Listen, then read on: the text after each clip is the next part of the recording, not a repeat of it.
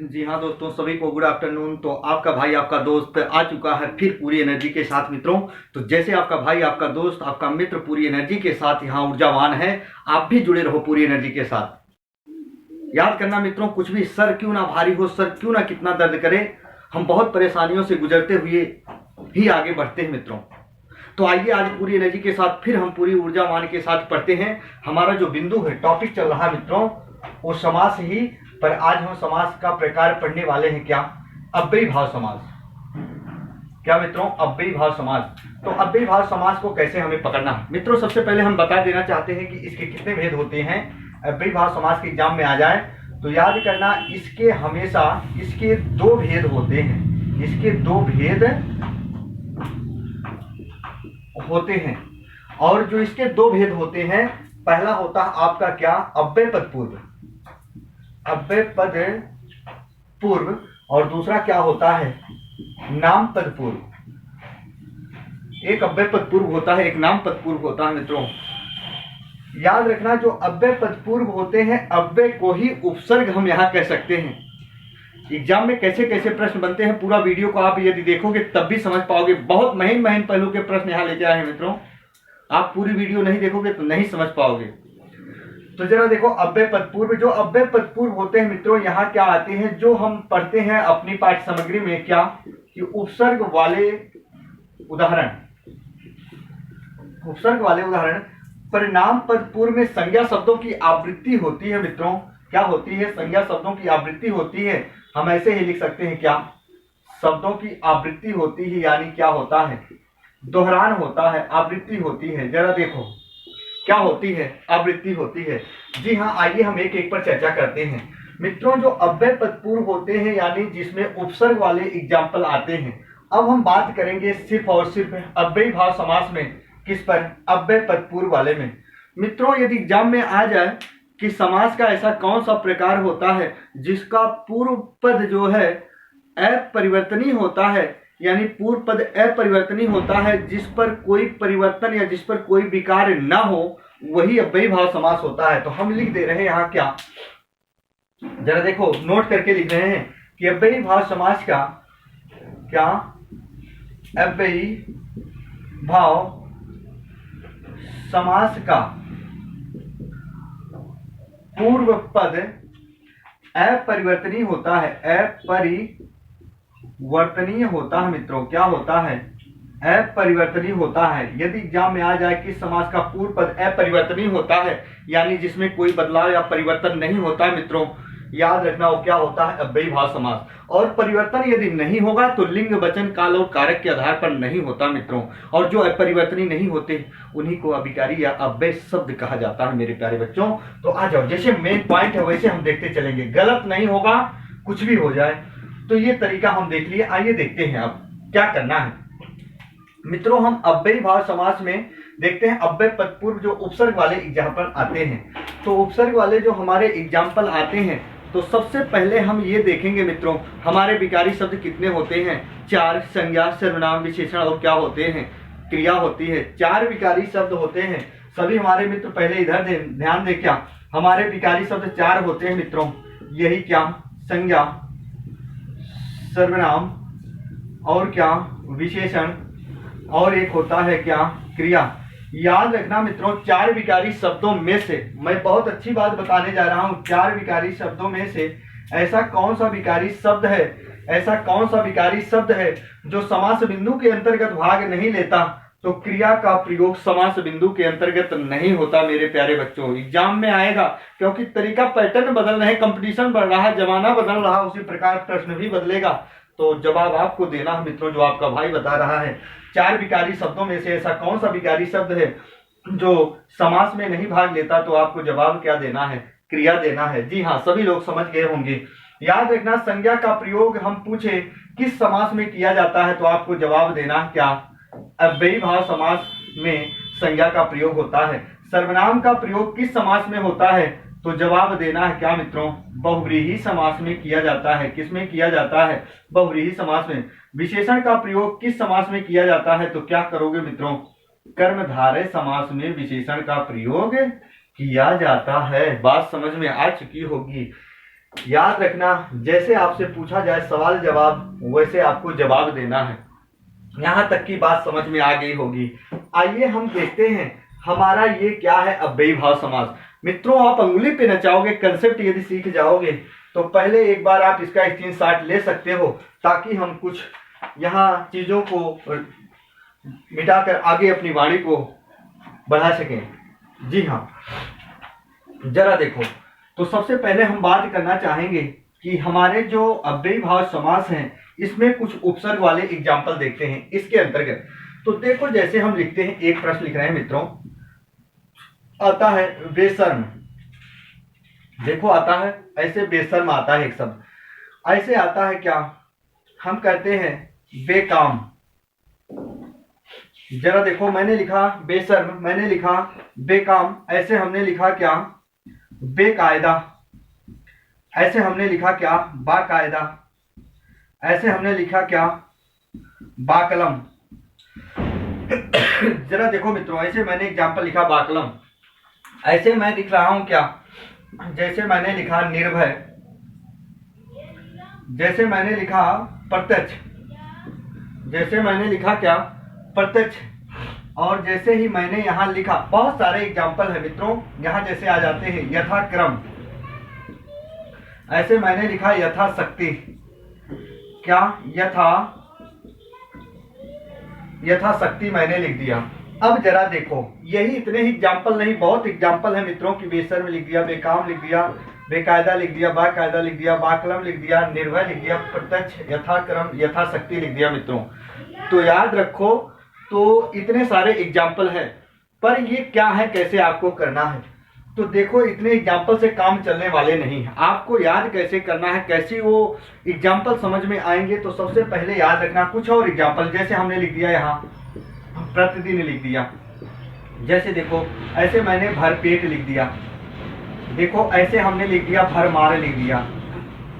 जरा देखो, ऐसे ही प्रश्न है, तो प्रश्न यहाँ कईयों होंगे, हमारे यहाँ 4 एग्जाम्पल देने से मित्रों काम नहीं चलने वाला। लेकिन हाँ, जितने % यहाँ पढ़ रहे हो, मैं रियल बता रहा हूँ मित्रों, 99% प्रश्न यहाँ से जो आप व्हाइट बोर्ड पर पढ़ रहे हो यहीं से आ जाएंगे। ये मेरा दावा, आपके भाई का दावा मित्रों, पढ़ के जाइएगा, तरीका देखिएगा। पर याद रखना, अव्यय पदपूर्व या उपसर्ग वाले एग्जाम्पल है, इसका मतलब क्या हुआ जो आप पढ़ रहे हो। याद रखना, जो अव्यय है या उपसर्ग कहा गया है, अब आपको एक चीज ध्यान से देना है, जैसे हमने लिखा अव्यय या हमने कहा क्या, उपसर्ग। याद रखना मित्रों, अव्यय हो या उपसर्ग हो, दोनों बिंदु का पर्याय एक होता है। उपसर्ग हो चाहे अव्यय हो, दोनों बिंदु का पर्याय एक होता है। और याद रखना, यही ठीक संज्ञा के पूर्व जुड़ते हैं, यही ठीक संज्ञा के पूर्व जुड़ते हैं।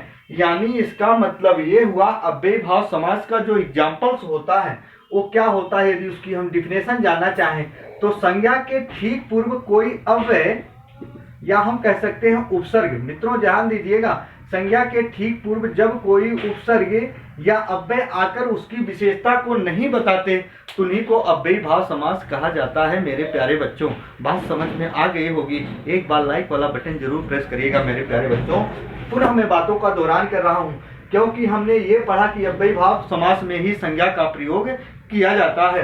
तो संज्ञा के ठीक पूर्व चाहे अव्यय चाहे उपसर्ग, ये दोनों बिंदु का पर्याय एक होता है, ये दोनों बिंदु का पर्याय एक होता है। इसमें लिंग, वचन, काल और कारक के आधार पर कोई परिवर्तन नहीं हुआ, चाहे उपसर्ग हो चाहे अव्यय हो, इसमें कोई विकार या परिवर्तन नहीं होता है।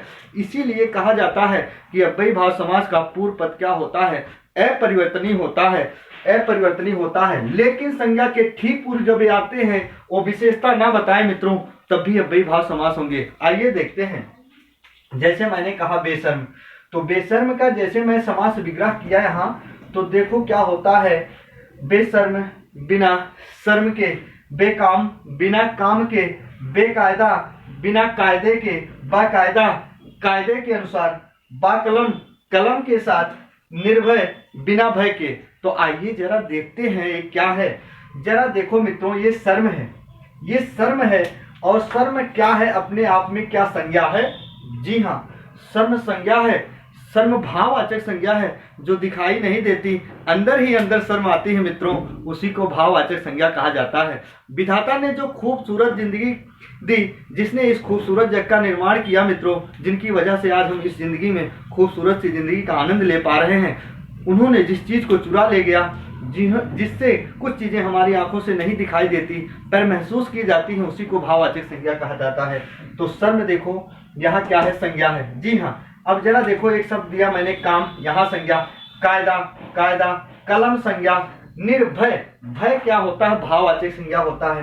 प्रत्यक्ष जो सामने होता है, यथाक्रम, शक्ति जो बल के रूप में दिखाई नहीं देती। एक लाख एग्जाम्पल हल होगा, दिन भी संज्ञा, पेट भी संज्ञा, मार भी संज्ञा। मित्रों याद रखो, संज्ञा के ठीक पूर्व जब कोई उपसर्ग आ जाए या अव्यय, दोनों बिंदु का प्राय एक होता है, तो इनके ठीक पूर्व जब कोई उपसर्ग या अव्यय आ जाए पर विशेषता ना बताए, तो उसी को तो कहा जाता है क्या, अव्ययी भाव समास। देखो जरा यही, अब देखो ये भय, क्योंकि यहाँ निरुपसर्ग है, निरुपसर्ग है और भय यहाँ संज्ञा है। याद रखना, निर्भय यानी बिना डर के जिसे कहा जाता है। प्रत्यक्ष एक एक के प्रति, ऐसे यथाक्रम, क्रम के अनुसार, यथाशक्ति, शक्ति के अनुसार, ऐसे प्रतिदिन, हर एक दिन, भर पेट, पेट भर, भर मार, मार का मतलब होता अधिकता, जहां बहुत सी सारी चीजें पाई जाती हैं, जैसे कहते हैं इसका हमारे यहाँ भरमार है, ऐसे आ जाता है भरसक, ऐसे आ जाता है, बहुत से प्रश्न आते हैं मित्रों।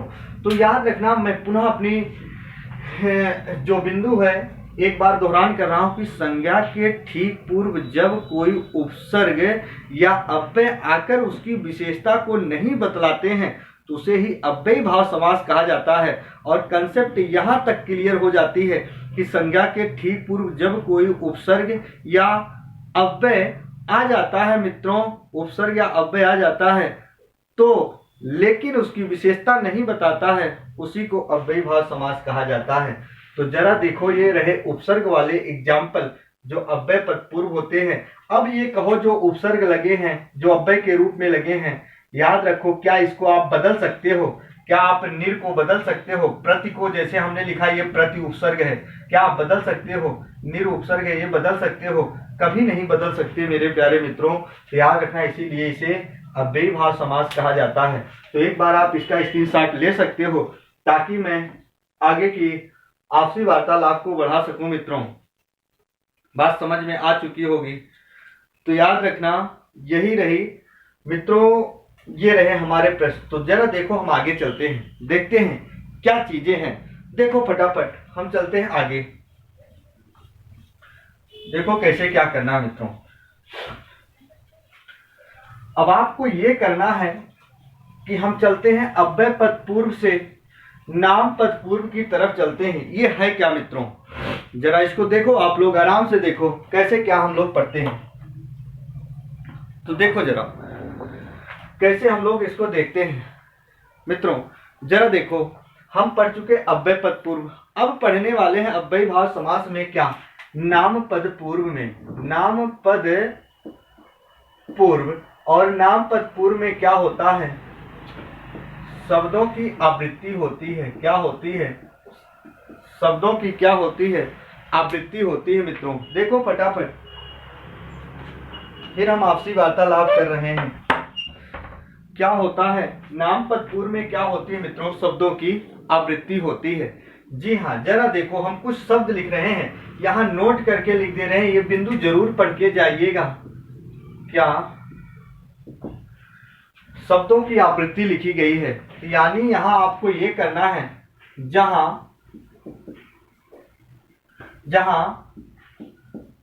संज्ञा शब्दों की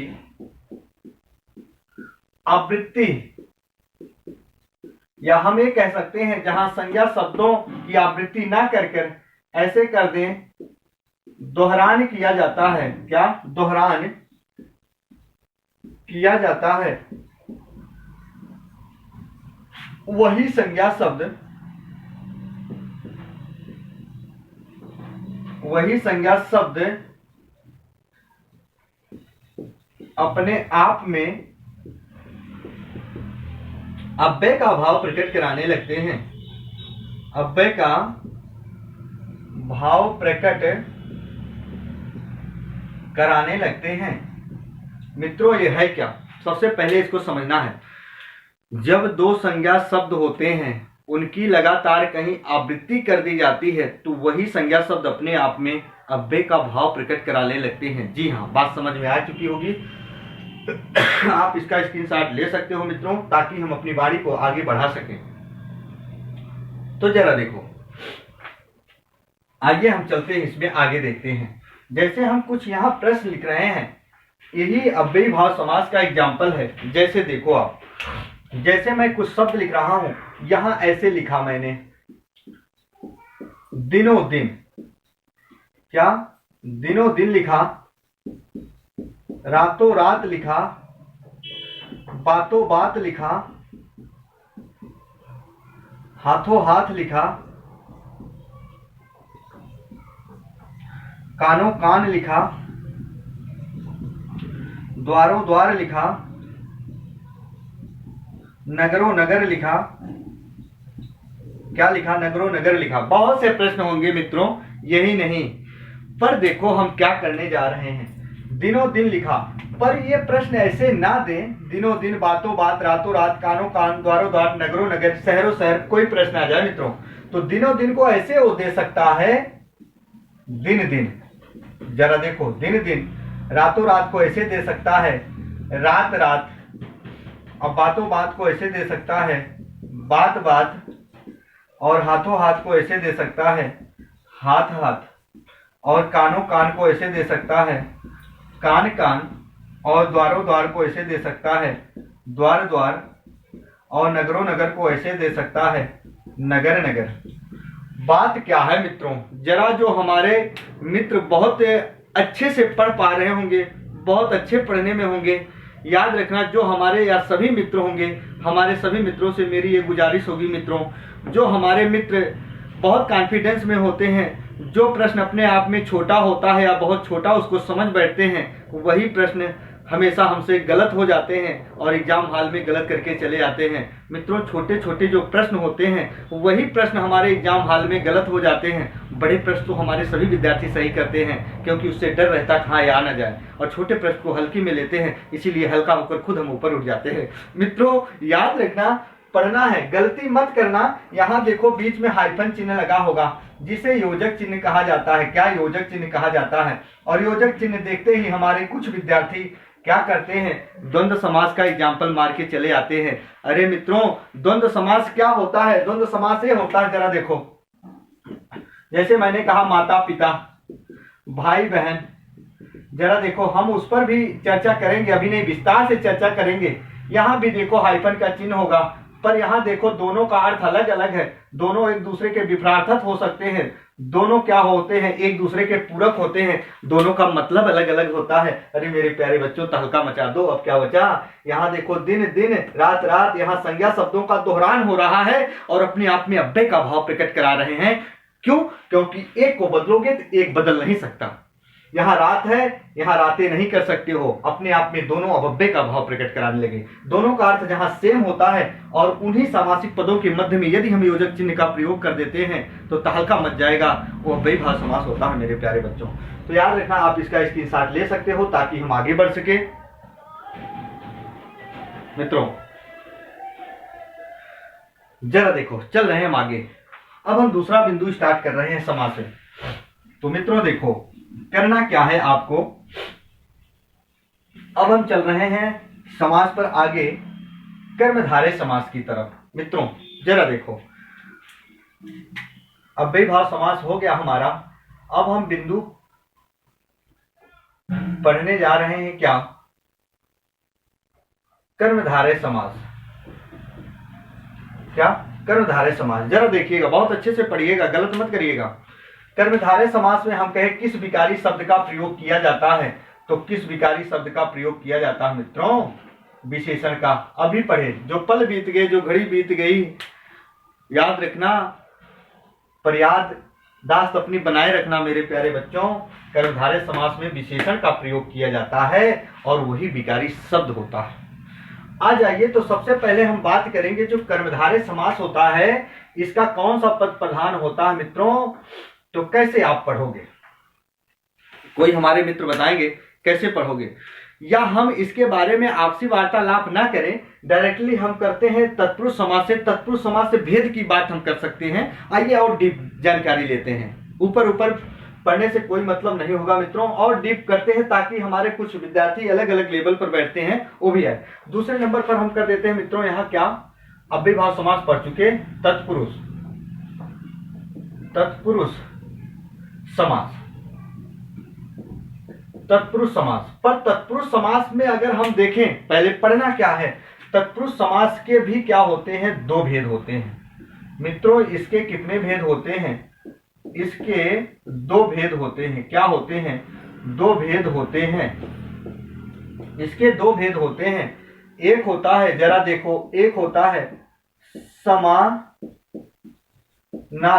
तत्पुरुष होता है। क्या होता है, समानाधिकरण तत्पुरुष होता है। और जो दूसरा होता है मित्रों वो क्या होता है, व्याधिकरण तत्पुरुष होता है।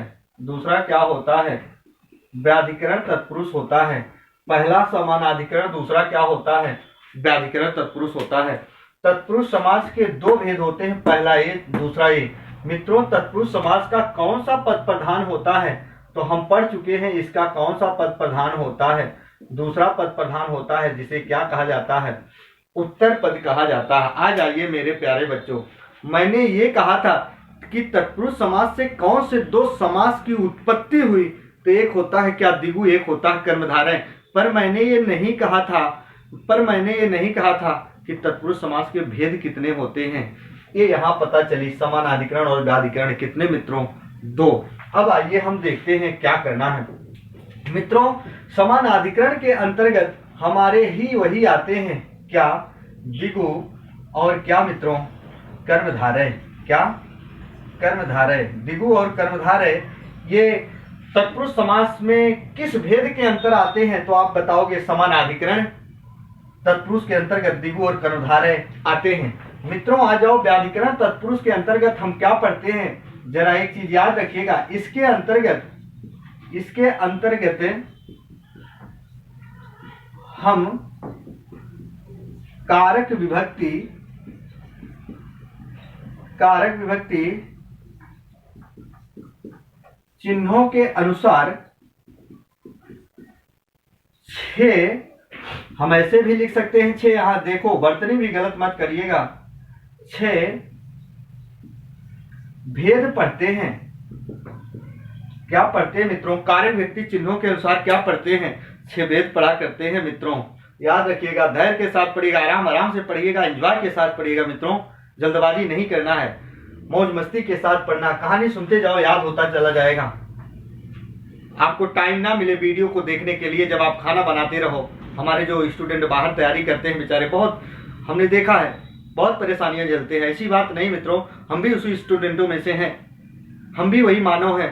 हर मानव समस्या से झेल रहे होते हैं, पर वही मानव आगे निकलता है जो समस्याओं का निराकरण करते हुए आगे बढ़ता जाता है। मैं रियल बता रहा हूँ, वास्तविकता बता रहा हूँ मित्रों।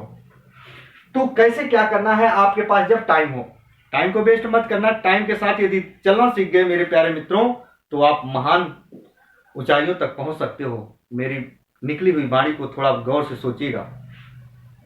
आ जाओ अपने बिंदु पर। तो कारक विभक्ति चिन्हों के अनुसार, इसके अनुसार 6 भेद पढ़े जाते हैं, लेकिन किसके, तत्पुरुष समास के। किस भेद में, व्याधिकरण।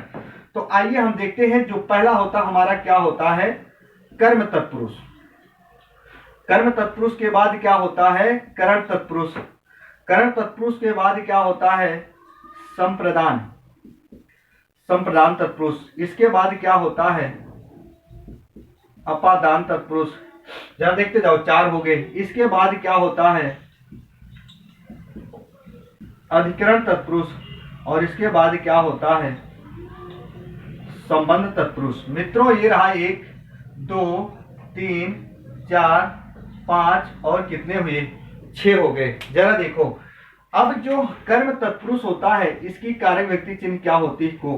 करण की क्या होती है, से या के द्वारा होती है। से या के द्वारा का प्रयोग किया जाता है। संप्रदान में क्या होता है, के लिए का प्रयोग किया जाता है मित्रों। संप्रदान में क्या होता है, के लिए का प्रयोग किया जाता है। अपादान में जो होता है, से का भाव प्रकट कराता है, जो जुदाई या अलगाव का भाव प्रकट कराता है, जहां दो संज्ञा सर्वनाम पदों में तुलना होती है। सभी हम पढ़ेंगे मित्रों, धैर्य के साथ पढ़ेंगे। यहां क्या हम लिख दे रहे हैं, जुदाई या अलगाव, अलगाव का भाव। अधिकरण की जो विभक्ति चिन्ह होती है क्या होती है, में या पर के रूप में प्रयोग किया जाता है। संबंध का क्या होता है, का, की या क्या होता है, के होता है। मित्रों बात समझ में आ चुकी होगी मेरे प्यारे बच्चों।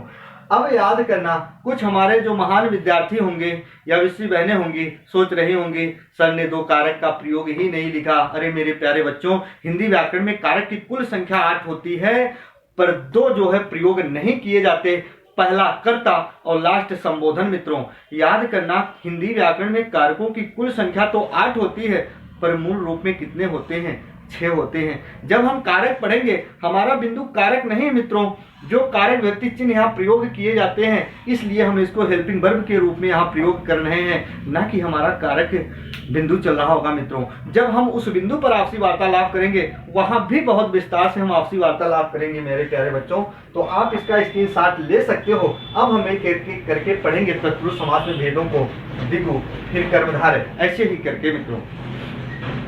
जी हाँ, स्क्रीनशॉट ले लीजिए मित्रों, ताकि हम अपनी वाणी को आगे बढ़ा सकें। चल अब हम बात करेंगे मित्रों क्या, द्विगु समास पर। जरा देखो,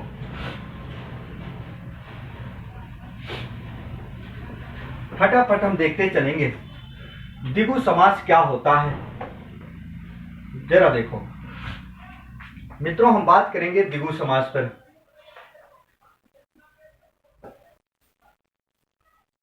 द्विगु समास,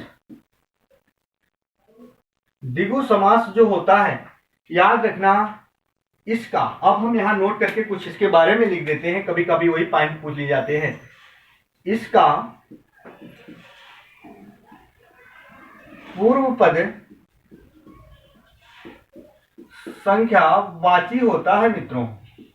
इसका पूर्व पद क्या होता है, संख्यावाची होता है। और हमें भी बता दें, इसके साथ साथ यदि हम ये प्रयोग करना चाहें, इसमें बहुत इंपॉर्टेंट बिंदु लिख रहे हैं मित्रों, हर पुस्तक जो साइलेंट हो जाती है, जो एग्जाम में पूछे जाते हैं, इसमें संख्याओं का संहार। अब संहार का मतलब क्या होता है, विनाश, या हम कह सकते हैं समाहार। समाहार किया जा सकता है, इसमें संख्याओं का समाहार, संहार यानी विनाश किया जा सकता है। मित्रों इस तीनों बिंदु का मतलब एक है। जरा देखो, चाहे संहार कहे, चाहे विनाश कहे, चाहे समाहार कहे। और याद रखिएगा, एक बिंदु और लिख रहे हैं, इसका कौन सा पद प्रधान होगा, तो इसका याद रखिएगा, द्विगु का क्या होता है मित्रों, दूसरा पद प्रधान होता है। दूसरा पद प्रधान होता है मित्रों। बात समझ में आ चुकी होगी। आइए हम अब आपसी वार्तालाप करते हैं कुछ एग्जाम्पल के बारे में। जरा देखो मित्रों, जैसे हम यहाँ कुछ प्रश्न लिख रहे हैं, जरा देखते रहो, अब आप लोग फटाफट देखते हैं। ऐसे आता है मित्रों, जरा देखो हम लिख रहे हैं, ऐसे आता है अटवारा, ऐसे आता है एकांकी, ऐसे आता है मित्रों नवग्रह। जरा देखो, ऐसे आता है दोपहर, ऐसे आता है शताब्दी, ऐसे आता है सप्ताह। जरा देखते चलो, ऐसे आता है सतसई।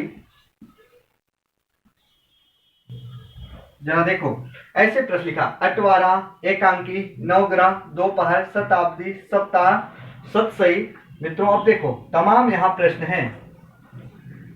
जैसे मैंने लिखा चौराहा, ऐसे लिखा मैंने पंजाब, ऐसे मैंने लिखा पंचवटी। जरा देखो, ऐसे मैंने लिखा चौपड़। मित्रों देखो, ऐसे मैंने लिखा चौपड़, ऐसे मैंने लिखा मित्रों दोलड़ा, ऐसे मैंने लिखा दुपट्टा। देखो ऐसे मैंने क्या लिखा, दुपट्टा। ऐसे मैंने लिखा नवग्रह, ऐसे मैंने लिखा देखो चवन्नी। क्या मित्रों, चवन्नी। ऐसे मैंने लिखा, देखो जरा, छत्तीसगढ़। क्या? छत्तीसगढ़। ऐसे मैंने लिखा क्या? पंचवटी। बहुत सारे प्रश्न होंगे मित्रों, नाना प्रकार के प्रश्न होंगे, पर हम इतने ही प्रश्न हल करके एग्जाम में सही विकल्प का चयन कर पाएंगे। कंसेप्ट सीख जाओगे, वैसे सही कर दोगे। पर मैं रियल बता दूं मित्रों, कुछ यहाँ प्रश्न हम रखने जा रहे हैं, वो भूल कर भी आप इसमें मत करिएगा। जैसे हम कह दें यहाँ तिरंगा, जरा देखो ये तिरंगा, मैंने एक शब्द लिखा मित्रों, क्या लिखा मैंने? तिरंगा लिखा। ऐसे आ जाते हैं त्रिनेत्र आ जाते हैं, क्या मित्रों? त्रिनेत्र आ जाते हैं। ऐसे आ जाता है त्रिलोक आ जाता है, क्या मित्रों? त्रिलोक आ जाता है। पर याद रखना, इन तीन शब्दों को भूल कर भी यहाँ मत रखना, ये हमारे बहुव्रीहि समास के एग्जाम्पल होते हैं। अरे बहुव्रीहि समास में हम पढ़ेंगे, एक भी शब्द नहीं छूटेगा, पर इसको भूल कर मत रखिएगा। हम डिफिनेशन भी बताएंगे क्या कारण नहीं रखा जाता। जरा देखो, अब आपको देखना है इसका पूर्व पद क्या होता है? संख्यावाची। संख्यावाची, जरा देखो ऐसे शब्द आता है मित्रों, पखवाड़ा। देखो क्या आता है? पखवाड़ा। अब हम इसको हल करते हैं।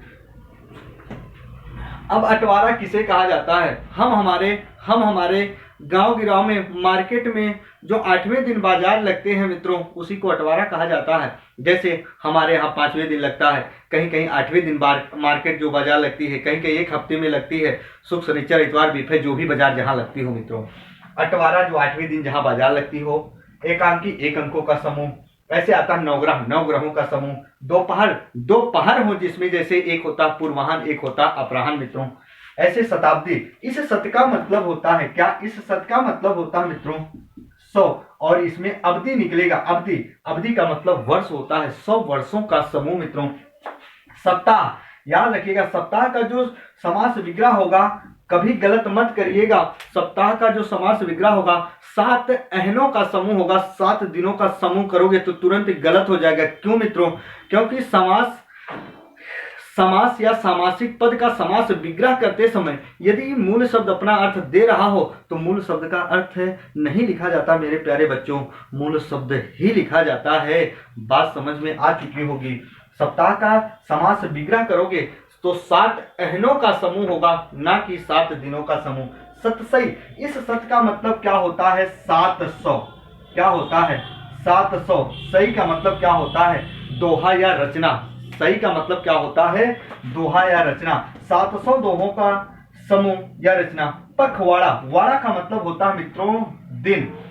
वाड़ा का मतलब होता है दिन। हम देखो जब गांव गिराव में होते, हमारे कुछ मित्र होते हैं, घर पे बैठे होते हैं, और उनसे मिलो, जो हमारे दादा दादी जो पुरखा पुरनिया होते हैं, ज्यादातर तो उम्र दराज के। अब कहाँ लोग जान पाते हैं, अब तो लोग संडे मंडे ट्यूजडे बिजनेस करने लगते हैं। पता चला हिंदी का दिन इतवार सोमवार मंगल नहीं जान पाते।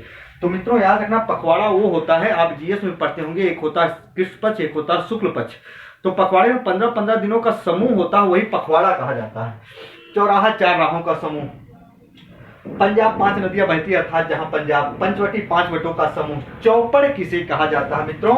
जैसे मैंने कहा, अभी देखो चौराहा आया भी था, जो सुपर टेटेड का पेपर हुआ था उसमें चौराहा आया भी था, सभी लोग करके सही आते। अरे वही सब प्रश्न आते हैं जो यहाँ आपके मित्र, आपके भाई बताते हैं। देखो ऐसे चौपड़ आता है, चौराहा से चौपड़। याद रखना मित्रों, चौपड़ उसे कहा जाता है, ये तो रहा जो 2 राहों का कटान बिंदु जो केंद्र होता है, इसे चौराहा कहा जाता है। पर चौराहे के चारों तरफ यदि जहां बाजार लगी होती है, चौराहे के चारों तरफ जहां बाजार लगी होती है मित्रों, याद रखना उसी को चौपड़ ही कहा जाता है। आ जाओ मित्रों, 2 लड़ियां जिसमें हो, अरे दुपट्टा, 2 पट्टियां जिसमें हो उसी को दुपट्टा। 9 ग्रह, 9 ग्रहों का समूह। चवन्नी, अठन्नी, रुपया कोई भी आ जाए। चवन्नी का समास विग्रह क्या होगा? 4 आने का समूह। बातों को सुनिएगा मित्रों। और रुपए का होता है, ऐसे आ जाता है, चवन्नी का 4 आने का समूह। और याद रखना रुपए का समास विग्रह होगा 100 पैसों का समूह। आ जाओ मित्रों, छत्तीसगढ़, 36 गढ़ों का समूह छत्तीसगढ़। पंचवटी, 5 वटों का समूह क्या होता है? पंचवटी होता है। जी हाँ मित्रों, अब हम आपसी वार्तालाप करना चाहेंगे कि इसमें संख्याओं का समाहार यानी विनाश क्यों किया जाता है। नहीं तो आप बहुव्रीहि समास पढ़ोगे तो उसमें आपको भ्रम सा हो जाएगा। जी हाँ, आइए हम बताते हैं मित्रों। जैसे चौराहा होता है, ये 4 राहों का समूह है। अब 4 राहों के समूह को यदि हम एक रास्ते को एक रास्ते को ब्लॉक किसी तरीके से कर दिया जाए, मान लीजिए एक रास्ता बिगड़ गया, अब ये बन रहा है, इधर का आवागमन तो बंद होगा, तब चौराहा नहीं क्या हो जाता है, तिराहा हो जाता है। ऐसे हम कहते हैं 5 नदियां जहां बहती है अर्थात पंजाब होती है, एक नदी में पानी नहीं बहेगा तो 5 नदियां अर्थात पंजाब नहीं हो पाएंगे। यहाँ संख्याओं का समाहार, जैसे 2 पट्टियां हैं जिसमें दुपट्टा, हम चाहे तो एक पट्टी कर सकते हैं। विनाश होना तय है मेरे प्यारे बच्चों, याद रखना। इस कंसेप्ट तक पहुंचने में आप जान रहे होंगे कितना एनालिसिस करना पड़ता है मेरे प्यारे बच्चों। तो एक बार लाइक वाला बटन जरूर प्रेस करिएगा, और तब तक के लिए आप इसको स्क्रीनशॉट ले सकते हो, हम ताकि आपसी वार्तालाप सभी विषय बहन भाई मिलकर आगे आपसी वार्तालाप कर सकें। और हम पढ़ने चल रहे हैं, जी हाँ, चलो जरा देखो अब हम क्या पढ़ने चल रहे हैं। इसमें हम डायग्राम बना दे रहे हैं, तुरंत आप समझ जाओगे कि कैसे क्या होता है। जरा देखो और कैसे ये समझना, आपको फटाफट समझना मित्रों। हम फटाफट यहाँ डायग्राम बना दे रहे हैं द्विगु समास का। जरा देखो, याद रखना मित्रों, जैसे मैंने कहा ये डायग्राम बना रहा हूं, ये जरूर आपको याद रखना पड़ेगा, तुरंत गलत नहीं होगा कोई भी बिंदु आपका। जरा देखो फटाफट देखते रहो सभी हमारे मित्र। जैसे मैंने कहा 1 ऐसे कहा मैंने, 2 ऐसे कहा, 3 ऐसे कहा, 4 ऐसे कहा, 5 ऐसे कहा, 6 ऐसे कहा, 7 ऐसे कहा, 8 ऐसे कहा मित्रों, मैंने 9 कहा।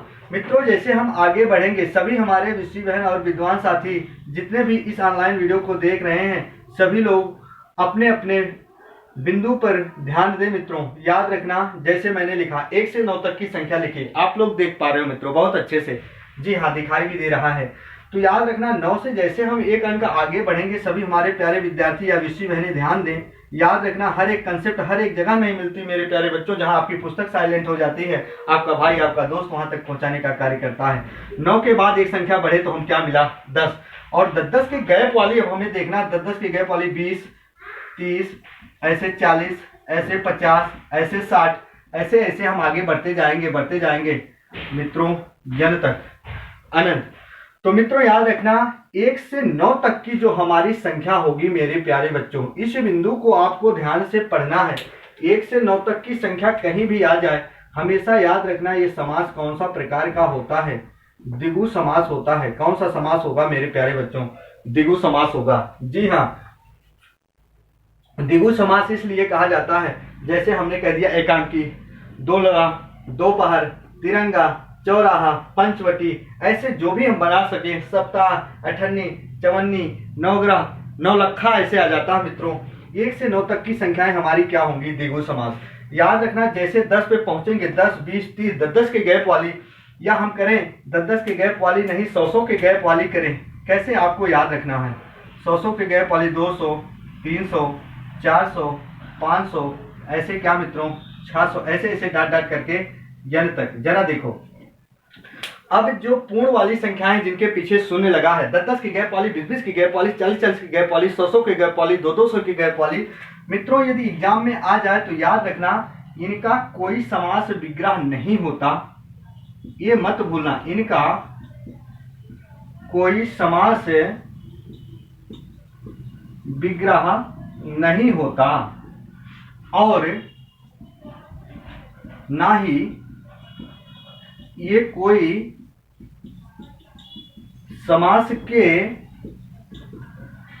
प्रकार होते हैं मित्रों, और ना ही ये कोई समास के प्रकार होते हैं। जरा अब देखो, आप लोग देख पा रहे होंगे मित्रों, अब एक चीज देखिएगा, अब 10 से 1 कम करेंगे तो 9 में पहुंचेंगे, द्विगु समास पहुंचेगा, लेकिन 20 से 1 कम करेंगे तो क्या होगी, मिलेगी संख्या 19, 30 से 1 कम करेंगे तो क्या मिलेगा 29, 40 से 1 कम करेंगे तो 39, ऐसे 50 से 1 कम करेंगे तो 49, 60 से 1 कम करेंगे तो 59, ऐसे हम चलते रहेंगे आगे। मित्रों थकना मना है और डर के आगे जीत है, आप देखते होंगे प्रचार। तो देखो ऐसे थकना मना है, बहुत सारे डीप कॉन्सेप्ट को हम पढ़ेंगे। याद रखना कोई भी प्रश्न आए तहलका मचा देना है। तो जैसे 20 से 1 कम, 30 से 1 कम, 40 से 1 कम, तो ऐसे एक एक कम कर रहे हैं पूर्ण में से, तो देखो सब में 9 मिल रहा है, 9 तो 9 मिल रहा है, तो इन्हें हम क्या नाम दे देते हैं मित्रों, 9 के संयुक्त रूप वाली संख्या, 9 की संयुक्त रूप वाली, क्या मित्रों वाली जो संख्या होती है, कौन 9 के संयुक्त रूप वाली जो संख्या होती है मेरे प्यारे बच्चों, गलत मत करना, ये हमेशा और हमेशा जो समास पढ़ रहे हैं क्या होगा, द्विगु समास होता है। क्या होता है? द्विगु समास होता है।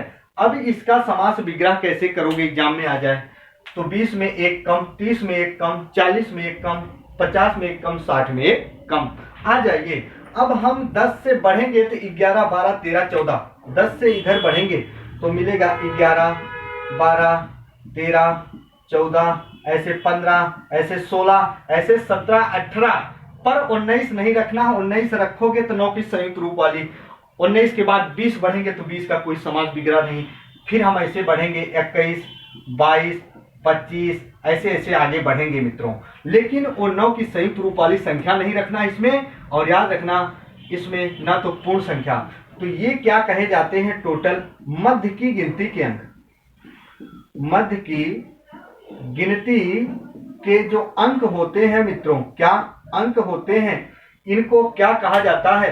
तो मध्य की जो गिनती के अंक होते हैं मित्रों, याद रखना जो ये हैं, ये कौन से समास होते हैं? ये द्वंद्व समास हो जाते हैं। मेरे प्यारे बच्चों जरा देखते रहो। मध्य की गिनती के अंक जो मैंने ये लिखा, ये के सब क्या होते हैं? द्वंद्व समास हो जाते हैं। बात समझ में आ चुकी होगी। आप एक बार इसका स्क्रीनशॉट ले सकते हो मित्रों, ताकि हम इसमें और कुछ बता सकें। जी हाँ, चलिए देखिए आगे फटाफट। आप एक बार स्क्रीनशॉट ले सकते हो मित्रों। एक बार देखोगे एग्जाम में प्रश्न आएगा तो गलत नहीं होगा। जी हाँ, चलो देखो आगे फटाफट। अब हम कुछ बता दे रहे हैं, जरा देखो इसमें फटाफट हम कुछ और बताने जा रहे हैं। बहुत सारे ऐसे प्रश्न होंगे मित्रों जो एग्जाम में आते हैं गलत हो जाते हैं। जैसे मैंने लिखा था, कुछ प्रश्न लिखा था मित्रों, ऐसे लिखा था क्या? पंचवटी लिखा था मैंने, ऐसे लिखा था छत्तीसगढ़, क्या छत्तीसगढ़ लिखा था, और ऐसे मैंने लिखा था देखो पंजाब लिखा था, क्या पंजाब लिखा था, ऐसे मैंने लिखा। पंचवटी लिखा, छत्तीसगढ़ लिखा, पंजाब लिखा, कुछ भी आ जाए मित्रों। अब तक तो पंचवटी 5 वटों का समूह, छत्तीसगढ़ छत्तीसगढ़ों का समूह, पंजाब 5 नदियां बहती अर्थात जहां पंजाब, सभी के सभी द्विगु समास रहा। मित्रों याद रखना, जब ऐसे प्रश्नों को पंचवटी, छत्तीसगढ़, पंजाब, याद रखना इनको किसी वाक्य के संदर्भ में सदैव प्रयोग कर दिया जाता है तो स्थानवाचक संज्ञा शब्द बन जाते हैं, और स्थानवाचक संज्ञा शब्द बनते ही तब हमारा द्विगु समास का एग्जाम्पल ना होकर मेरे प्यारे बच्चों बहुव्रीहि समास का एग्जाम्पल हो जाता है। बात समझ में आ चुकी होगी। जैसे हम वाक्य में प्रयोग करके दिखा रहा हूं। जैसे देखो मैंने लिखा क्या कि राम पंचवटी जाता है, राम पंचवटी जाता है, या हम कह दें सोहन छत्तीसगढ़ जाता है। तो जरा देखो, अब सोहन छत्तीसगढ़ जाता है, आपसे पूछ लिया जाए अब यहाँ वाक्य के संदर्भ में छत्तीसगढ़ कौन सा समास होगा? अरे छत्तीसगढ़ भूल के करोगे भगवान तो गलत हो जाएगा द्विगु। नहीं, अब सोहन के लिए छत्तीसगढ़ एक छत्तीसगढ़ों का समूह नहीं रहा, एक छत्तीसगढ़ उसके लिए स्थान बन गया कि सोहन छत्तीसगढ़ जा रहा है, तो स्थान सूचक संज्ञा शब्द हो गया मित्रों। तब ये क्या हो जाएगा? बहुव्रीहि समास हो जाएगा, बहुव्रीहि समास हो जाएगा। देखो राम पंचवटी जाता है, अब 5 वटों का समूह नहीं रहा, राम के लिए एक स्थान सूचक संज्ञा शब्द पंचवटी बन गया, तो ये क्या हो गया? बहुव्रीहि समास हो गया। बात समझ में आ चुकी होगी। मैं एक और आसान एग्जांपल समझना चाहता हूं मित्रों, समझाना चाह रहा हूं, जरा उसको समझ जाओगे तो मित्रों जिंदगी समझ जाएगी। जैसे आप कहते हो मान लो चतुर्भुज, मैंने कहा, आप सुन पा रहे होंगे मित्रों, चतुर्भुज कौन सा समास होता है? तो आप कहोगे बहुत प्यार से बहुव्रीहि, 4 भुजाएं जिसकी होती हैं मित्रों, जो भगवान होते हैं ब्रह्मा विष्णु महेश, आप जानते हो। जी हाँ, 4 भुजाएं होती जिसके चतुर्भुज अर्थात कहते हो बहुव्रीहि समास होता है। अब बताओ जब हम ऐसे लिख दें, जरा देखो हम ऐसे कह दें कि सोहन चतुर्भुज बनाता है, सोहन चतुर्भुज बनाता है। अब कहो सोहन चतुर्भुज बनाता है, बहुव्रीहि समास हो जाए तो दुनिया की कोई ताकत नहीं मित्रों जो इसको ले जाकर बहुव्रीहि समास में गिरा सके। अब सोहन चतुर्भुज बनाता है, सोहन 4 भुजाएं बना रहा है, तो द्विगु समास होगा। क्या होगा मित्रों? द्विगु समास होगा। बात समझ पा रहे होंगे मित्रों। तो याद रखना, आप ऐसी वीडियो देख रहे होंगे, बहुत अच्छा लग रहा होगा मित्रों। तो आज तक की मेरी कक्षा यही ठीक थी मेरी प्यारे बच्चे बहनों, मेरे विद्वान साथियों, मेरे प्रियजनों। तो आप लोग पूरी ऊर्जा के साथ पढ़ते रहो और आप जुड़े रहिए, जैसे भी देखते रहिए, वीडियो प्रॉपर पढ़ रही है, आप पढ़ पा रहे होंगे। तब तक के लिए मित्रों, जय हिंद, जय भारत।